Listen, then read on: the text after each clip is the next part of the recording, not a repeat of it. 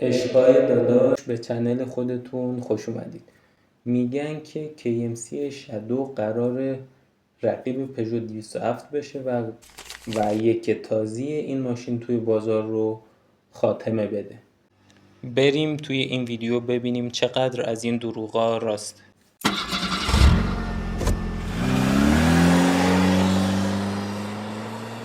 اول از همه 207 رو که همه میشناسن هیچی، میریم سراغ معرفی KMC شادو.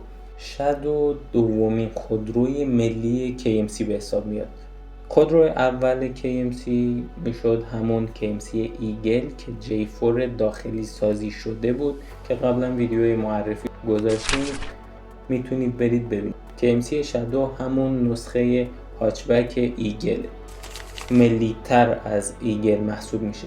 چرا؟ چون که ایگل یک نسخه داخلی سازی شده محسوب میشد و نسخه داخلی جک J4 بود، اما هیچ خودرویی در خارج از ایران و در خارج از شرکت KMC مثل شادو تولید نشده.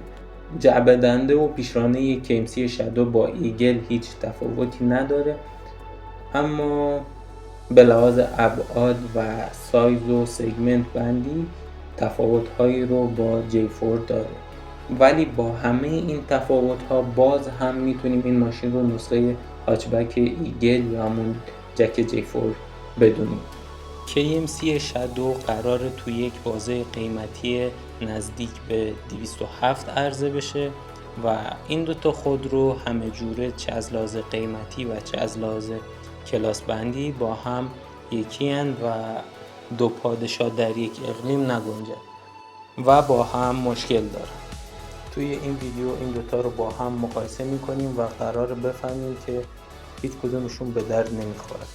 با در نظر گرفتن قیمت احتمالی این دوتا خودرو و این نکته که ایران خودرو شترگاو پلنگای زیادی از 207 در آورده، به این نتیجه میرسیم که فول آپشن ترین نسخه پژو 207 باید در مقابل KMC شادو توی این دوئل قرار بگیره. بریم تو کار بشیم که بفهمم چی خوبه چی. مقایسه طراحی ظاهری پژو 207 آی با KMC شادو.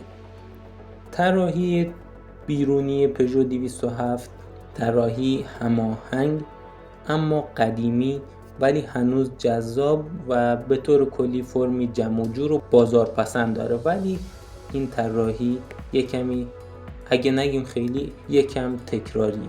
در طرف مقابل طراحی شادو، در همون نگاه اول به KMC شادو میتونیم به یک سری نکات برسیم، نکاتی که جز بدیهیاته. طراحی مدرن‌تر و بروزتر از رقیبش و اینکه میتونیم بفهمیم از طراحیش 200 سال نگذشته. چراغا و سپرهای جلو و عقب امروزی نمای به طور کلی هماهنگ و جذاب و اندازه و ابعادی بزرگتر از 207 و صد البته طراحی و چهره‌ای کاملا جدید. داخل کابین این دوتا ماشین چه خبر؟ نکات داشبورد و کابین 207. به طور کلی کابین و داشبورد 207 در مقابل KMC شادو کم آپشن تر و قدیمی تر محسوب میشه، اما مهمترین نکته داشبورد و کابین 207 همین نیست. فضای ردیف دوم محدود، تنگ و کوچیک 207 میتونه مهمترین نکته کابین این ماشین باشه که همینطور هم هست، حداقل از نظر من. ولی اگه بخوایم نکته مثبت هم براش در بیاریم، ارگونومی قابل قبولی برای ردیف جلو مهیا میکنه این ماشین و طراحی ساده و قابل قبولی رو در کابین ارائه میده. KMC شادو طراحی کابین مدرن‌تر و بروزتری رو داره. نمایشگر عمودی و داشبورد حس 2026 بودن بیشتری رو القا میکنه. فرمان دیکات و سه شاخش هم مکمل کابینه و چیز اضافه‌ای رو نداره. و اگر توی یک جمله بخوایم کابین شادو رو تعریف کنیم، باید بگیم که همچین آش دهنسوزی نیست، ولی دهن 207 و ایران خودرو رو میسوزونه. بریم سراغ مقایسه ابعاد و اندازه 207 و شادو. شادو ابعاد و اندازه‌ای بزرگتر از پژو 207 داره و به این موضوع میشه دو طرفه نگاه کرد و اون رو هم برای 207 امتیاز دونست و هم برای شادو. پژو 207 3 متر و 872 میلیمتر طول، 1 متر و 669 میلیمتر عرض، 1 متر و 441 میلیمتر ارتفاع و 2 متر و 443 میلیمتر فاصله بین محوری داره. وزن خالص 207 1087 کیلوگرمه و ظرفیت باکش هم 50 لیتر. در طرف مقابل شادو 4 متر و 270 میلیمتر طول داره، یعنی 40 سانت از 207 بزرگتره. 1 متر و 725 میلیمتر عرض داره، 6 سانتی متر عریض‌تر از 207. 1 متر و 505 میلیمتر ارتفاع داره، باز هم 6 سانتی متر بلندتر از 207. فاصله بین محوریش هم 2 متر و 560 میلیمتره و 12 سانتی متر از 207 فاصله بین محوری بیشتری رو داره. وزن خالص شادو هم 1 تن و 140 کیلوگرمه و ظرفیت باکش هم 45 لیتره. بریم سراغ مقایسه امکانات و آپشن ها.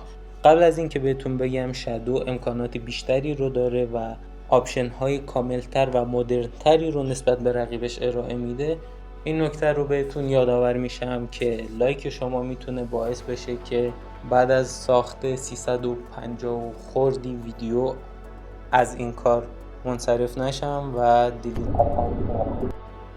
تاثیرگذار بود. بریم سراغ امکانات.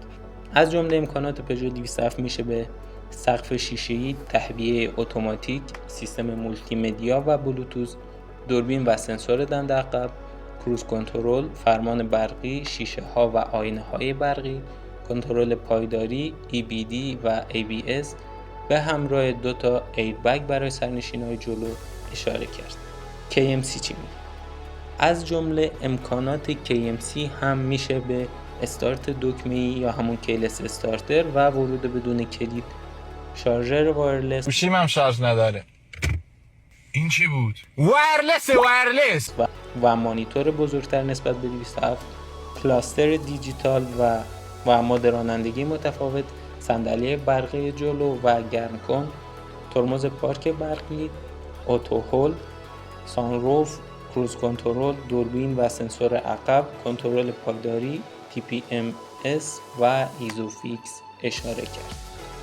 مقایسه توان و عملکرد پیشرانه ها. اول نتیجه گیری این بخش رو میگم، بعد میرم سراغ معرفیش و بیانش.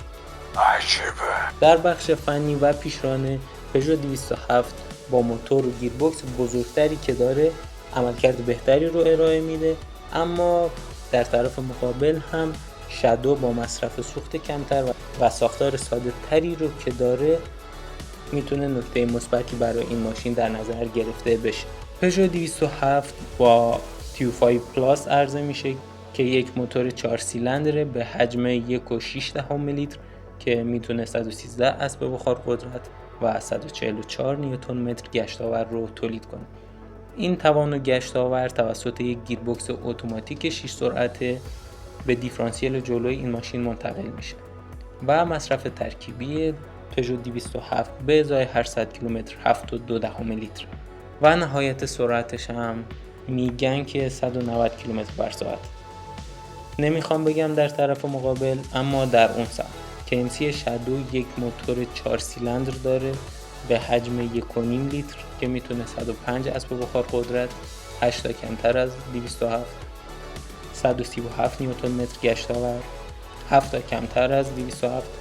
این 105 اسب بخار و 137 نیوتن متر گشتاور توسط یک گیربکس اتوماتیک CVT به دیفرانسیل جلو منتقل میشه و در نتیجه همکاری این پیشرانه و این جبه دنده نهایت سرعتی که حاصل میشه 175 کیلومتر و مصرف سوخت ترکیبی شادو به ازای هر 100 کیلومتر 6.9 لیتر. من که نه با این ماشینا، نه با این ویدیو، نه با هیچی حال نکردم. شما اگه حال کردید بگید شادو یا 207.